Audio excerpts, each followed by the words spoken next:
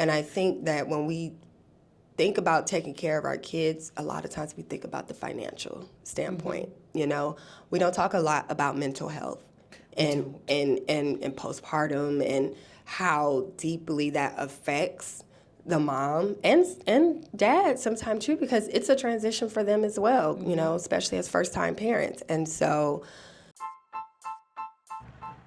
welcome to the Tissue Box Podcast. I'm your host, Pam Jordan.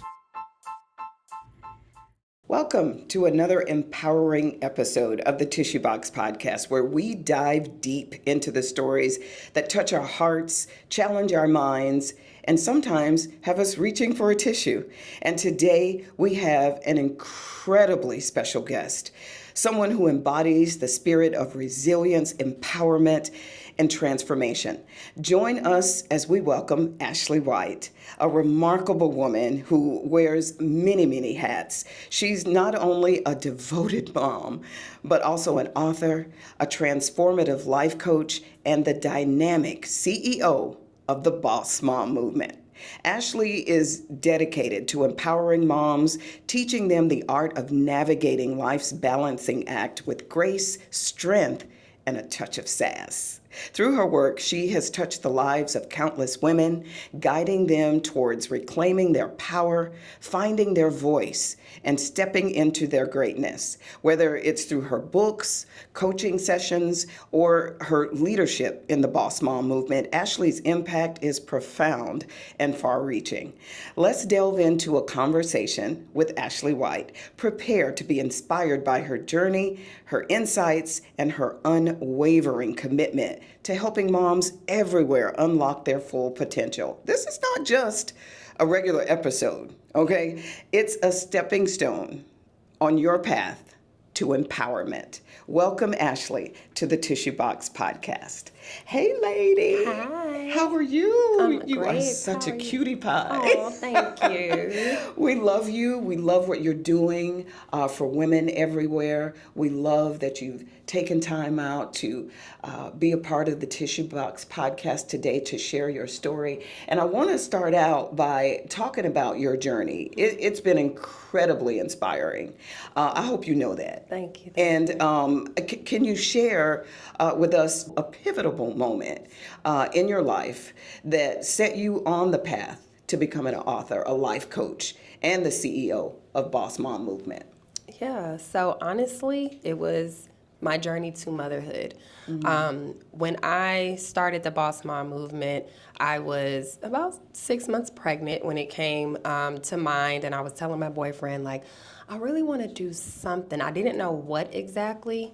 I wanted to do something that showcased moms not giving up their power, not giving up who they are as a woman.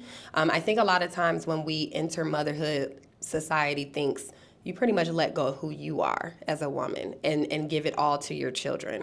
Now, while that is definitely important to, you know, raising amazing kids and pouring into them, I don't think it's fair to us to let go of who we are. And so I was actually going through a transition in my career because I am a 9-to-5 mom too. And I was transitioning from education to corporate, which was something I had been working on for a couple of years prior to getting pregnant. And I had finally gotten my chance to get into HR, breaking into HR. COVID hit. 10 months later, I was let go. You know, what is the last one hired, first one fired, you know? Yep. Yeah, so I was let go, and then 6 months later, I got pregnant. And then I got another job. I got a contract role. And so I was just like, so am I going to have to stop, like, what I want to do, my goals in life, because I'm becoming a mom? And then so the name, like, Boss Mom, like, when you think of a boss lady, you think of someone who's pretty much, you know, standing on business. And so that was like my peek into starting the Boss Mom. And I started as a podcast to tell the stories of other moms that I was looking up to and could look up to their journeys of finding that balance of keeping hold of their identity as women, keeping their goals, staying on track to meet those goals, but still showing up for their children. So I believe the pivotal moment was just becoming a mom, honestly, because that was my transformation into the woman I am today. Yeah. And when we become moms, there is an instinct that kicks in automatically before you even give birth. It's and I'm getting emotional about it just thinking about it. So I can imagine what it did for you when we're going through a period of COVID and you losing your job, and here you are faced with becoming a mom and what to do next, and just to hear a clear voice saying to you, this is what you need to do, and this is what it's going to be, the Boss Mom movement, which I love, by the way. Thank you. That's super creative. So tell us a little bit about the Boss Mom movement. Yeah, so it's an empowerment space for moms to focus on finding their inner boss while they're looking to juggle the many hats. We all have many hats that we juggle, inside and outside of the home. So just continuing to keep hold of yourself while you're balancing that act and fulfilling your life's goals and whatever that looks like. It doesn't necessarily have to be career related. It can be, a simple goal is you want to get back to reading books and, doing things that you enjoy doing. And I think that that's so important when you just talk about your motherhood journey, because we do pour into a lot of different cups and then we don't have anything left to pour into ourselves. So it's really just making sure that we're whole. Can you share a success story from your coaching sessions that particularly moved you? I'll share two. So, and I haven't, and I'll be honest, like with the coaching, I started and I stopped because I wanted to pivot into more of a mentorship program. But I did have a couple moms that I worked with, and I'll use my two from the beginning of the process. So I had one mom who was looking for a career transition, which is so funny because it was right after my transition, and she was also in education, but more so looking to find her happiness again. She had been in education for over 10 years, just really looking for that one thing to jump out at her that said, okay, this is what you need to be doing. She had two young baby girls, and she was married as well. And so just giving her all to her career and then becoming a mom, two young girls, she just couldn't figure out which direction. And so kind of because I do work in HR, I do work in recruiting, so I kind of put my recruiting hat on as well. And I just keeping her motivated through the process, because we all know looking for a job, that's a process within. Look, that is Very a job, stressful. right? That's a job. And so, when doors keep closing, you start losing that motivation, that confidence, and really just keeping her alive in that sense, like you're going to find the right opportunity. And she was in leadership as well, which is another beast, I would like to say, because you give a lot in that area. And so she ended up, a couple months went by, we were working with each other, and she was going to quit. She had put in her notice. She said, I'm just going to walk away. And they came back and offered her to the opportunity to go back into the classroom, which, because I kept telling her, I was like, you want to find something that makes you feel like you should be showing up there. No one wants to be in a job that you're unhappy. You have to show up every day and still be happy, right? And do your job effectively. And it was in that moment, because you wouldn't think as a leader that you would go backwards, right?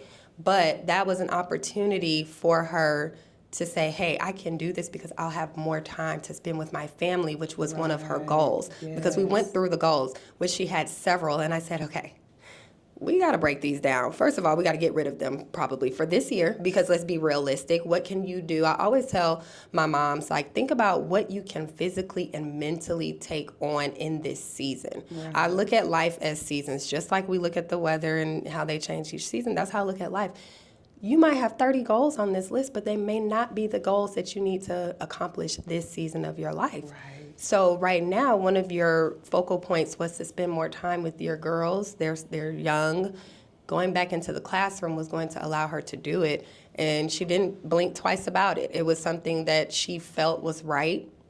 And she was just like, you're right. Like, this is what I needed. Now that a year from now or two, it may not be, right? But we're talking about right now, what is going to make you feel good and what is going to allow you to hit some of the other goals that you have on this list as well. So I felt good about that because she was happy, Absolutely. you know, and that's the thing I want us to think about as moms is, are we happy? Because I see a lot of stuff online where moms are not happy. You're not living your fullest potential. You're not being the best version you can be because you're burnt out. You're not pouring into yourself with things that you like to do. So you're happy. I'm happy as your coach that you're happy, and we'll see what happens in a year from now, you know. But that was one, and then the other was the mom. She had just had her baby. Her baby had to be like 6 months, maybe 6 to 9 months in that time frame. She wasn't a year yet, and she was in the social work. Again, another demanding field where people are going through things that it's probably going to tug on your emotions as well, right? But another demanding job with a little one and not being in a cohabitational situation by yourself, single mom. And her goal was to get her license. And she just felt like she didn't have time. She didn't have time to study because she couldn't really balance studying with working and a newborn, essentially. I always look at my goals, A, B, C, all the way to Z. If you can see Z, you can do it. And so we were just constantly just working on her confidence. And I also host events, so she would come to my events as well. And she was just like, you know, just being a part of this. Because again, finding that happiness. I said, maybe you also need to find community, like social group or something in this area that can also help keep you, you know, up to beat. Like, you know, you're going to work, you're being a mom. I know what that feels like. It's yes, being a mom is fun, but where is that fun that doesn't involve motherhood? It's just you and, you know, something that makes you happy. So she ended up joining a social group, and she started studying for that test every week. Now, we parted ways since then, but I know that was even something that she wasn't doing, just not giving that time to even study for the test. So, and I still keep in contact with her. I actually need to ask her, did you take that test? But even just knowing that she was on track, because we weren't on track initially when we started. And then I see her on social media and more of her living and pouring back into herself, because that was a piece that, you know, she felt like she had lost. So honestly, both of those stories just touched me because I felt like we made transformation, we made transitions, because you're going to come, like I said, you might come to me, you know, not confident or unmotivated, whatever, but when you leave my presence, you're not going to be like that. Okay, then. You know? I love that. It's transformation. That is it's a journey. amazing. Because you believe in this movement, because it is a movement. People sense that from you, and they're motivated to keep going. Yeah. But when you get tired, and I'm sure you do, because you're a mom yourself, where do you find the mental fortitude to keep going? My support system. And honestly, I went through a period of depression when I first had my son. So a lot of it that I speak about when it comes to the confidence and the transformation, like I personally went through it, even the first year of Boss Mom, because I came in like, this is gonna be great. I'm gonna, you know, and then like, I was like, wait a minute. I didn't realize I wasn't eating. I was just working because I was up for a promotion like 6 months into my new job and being a mom. So it was, because my mind changed when I became a mom. It was just like, girl, what are you doing with life? You were coasting before. Now you need to make sure your ducks are in a row because you have someone to raise, you know? And so I just became very focused and driven for my career. So like I said, it was baby, and I was breastfeeding, so you know that's a whole other thing. It was baby and work, and I neglected myself. I neglected my relationship. my social life. And so it took me, after my son's first birthday, I said, girl, you got to snap out of this, because you're going to look around and life is going to pass you by, and it's going to be shoulda, coulda, woulda, and I didn't want that. So I had to lean on my community, the Boss Mom community, because it's a bunch of moms in there who, again, we all go through these emotions and we can relate and share our stories, but also my family. My boyfriend, I mean, we're together, so I mean, we've had to have a lot of conversations, and his track is actually mental health. He's in school to be a therapist, so just us communicating more, both of our parents, and learning like it's okay to go through these phases of emotions as a mom, acknowledging them, but not allowing myself to sink into them. It's not a cakewalk, you know, and I do have moments, you know, where I don't want to show up on here because maybe I'm not feeling it. Right. But just being able, and that's one thing I want to like put out there, is like, you got to be able to pick yourself back up, you know. You can be sad one day. One day I was sad for no reason. I don't know. I still don't know to this day what I was sad about, but I just was not feeling it. And, you know, I showed up on Instagram. I said, y'all, I'm not feeling it today.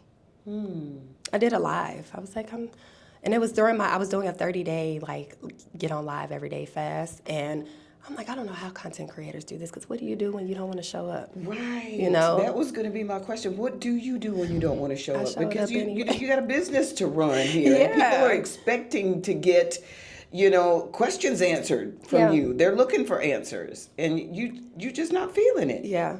One of my core values is authenticity. So I got on live that day. I wasn't on there long, no longer than 10 minutes probably. But I just said, hey, I'm not feeling it. And, you know, some days you are going to be like that, you know, whether it's your kid was doing whatever they was doing in the morning. You know how that goes. Or, you know, the day just didn't go as planned, you know, and now you're thrown off. And again, I took that day to just be blah. That's how I felt, literally, like blah. I was like, I don't even know where this is coming from, and I still had to go to work.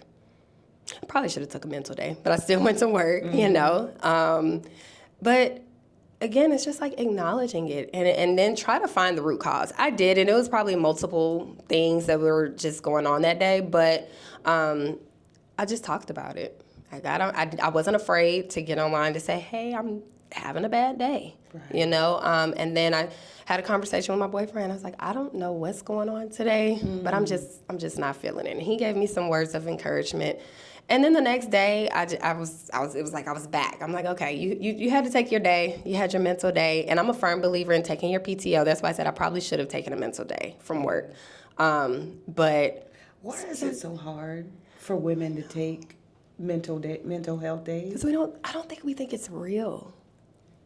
You know, it's like they give us these days. When you think about it, right? When you think about your sick days, because I was a person who never took sick time. I mean, I literally had to be like life or death. Like, okay, can I not go in, you know, am I contagious type of thing. But now, being a remote worker and like, I don't know, COVID was like a reality hit. It's like, girl, these people, and I've been let go before, right? And I also, in my new job, even though I've been there for 3 years now, I almost got let go again. And so it's like, girl, these people will let you go at any point, right? And they will. And you have these days, take them. Right. And I've taken mental days before. I've never done that before. Like, again, it would literally physically have to be me being sick, not mentally, because we don't even think about that. Right. You know? And some days you just need that. The time is there. And when you leave that job, the time is still going to be there unless they pay you out, you know, like, now if you're trying to get the coins, sis, get your coins. But if you need that time, take it. And it's okay. Yeah. I think that's the message that we need to get to these moms, because we get so heavy laden, you know, with the routine of being mom and taking care of everybody else. And we drain ourselves because we're pouring in to our kids, our boyfriends, our partners, our husbands, our families. But then where are you? You know, and it's so important to encourage moms to take that day, that mental health day, and be okay with it. Do absolutely nothing. Right. Your book. You're proud. I am. Because you're smiling. I see it. You are proud, and you should be. Yes. In your book, you talk about finding one's voice and stepping into greatness. How did you find your voice? So interesting enough, I wrote a book earlier last year. I was a part of an anthropology book project. So I had a chapter and I talked about my journey with my confidence, because confidence is something that I just have struggled with as a woman, like prior to motherhood, between not feeling pretty enough, my body weight. I've always been a slim girl, now it's all about the big booty. No, I'm just kidding. But no, It really is. and But I'm not little booties that. matter. We Okay, do. let me just say that. We do. But just, being slim, and, kids are cruel. So just growing up, and it stuck, right? And so that's what I wrote that chapter about.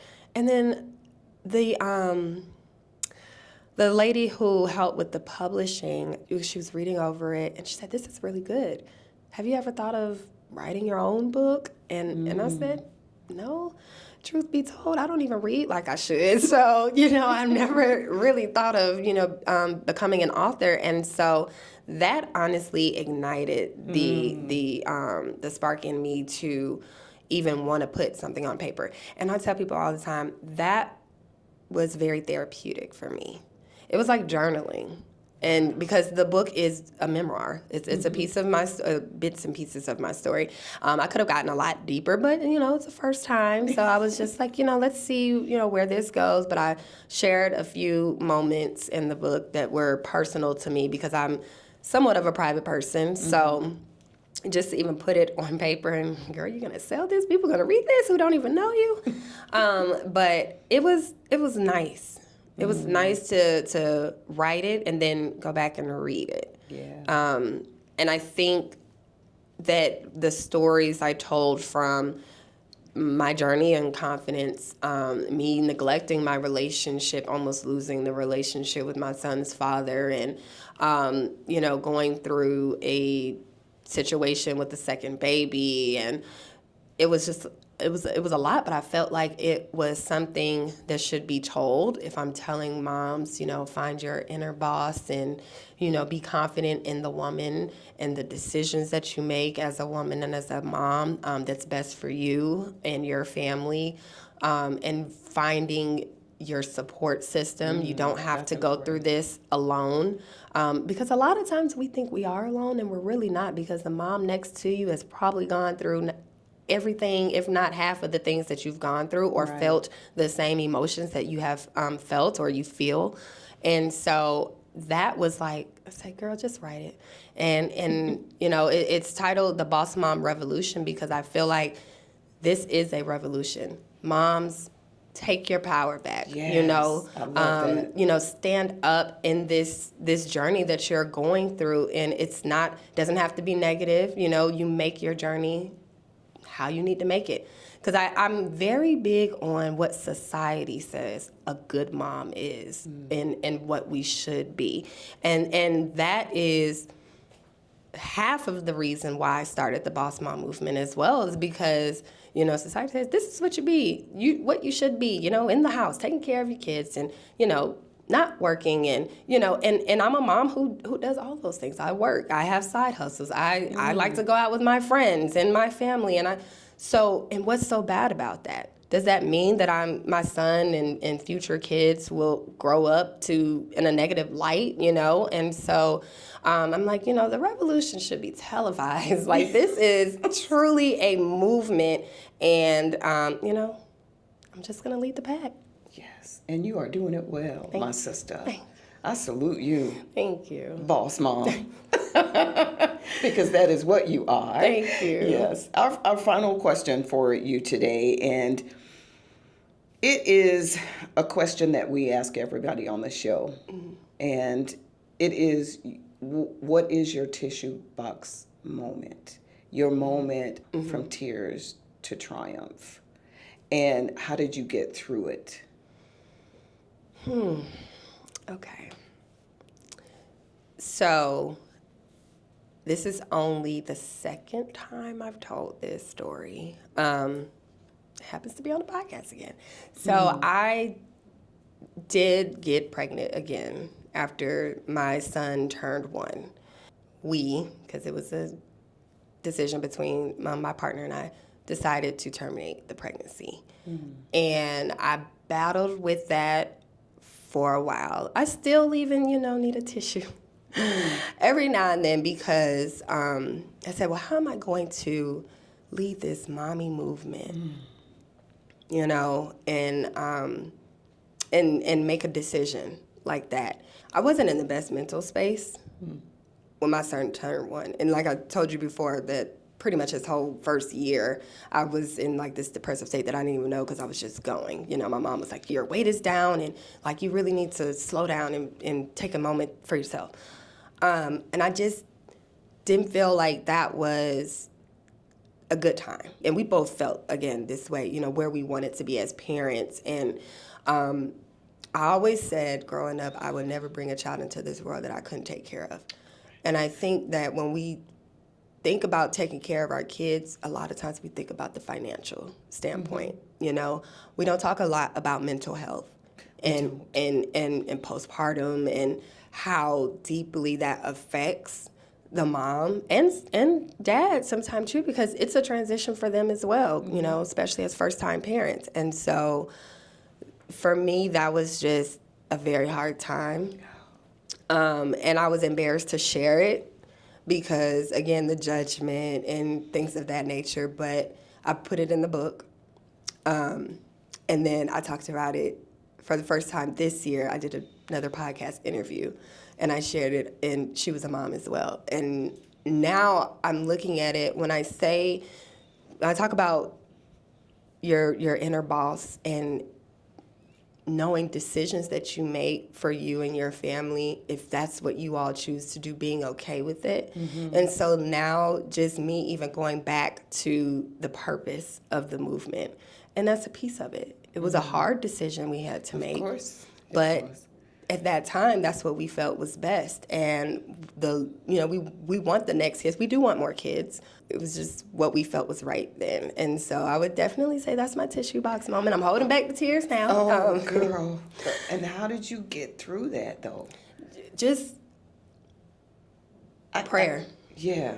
Of course, leaning on my partner, but prayer, leaning on God and trusting Him, and helping lead that decision, and just knowing that He still loves me, and that I'm gonna be okay. We're gonna be okay, and He'll bless us again. Absolutely.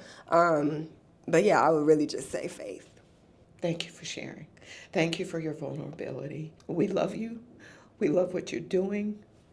We love your journey, and we support you. It is the tissue box.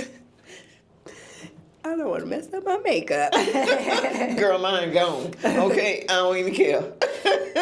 Because your story is so important, and it's going to inspire. So we thank you once again. How can folks find you on social media? You all can find me on Instagram at miss.awhite. That's my personal page. And then the Boss Mom Movement page is at the Boss Mom Movement.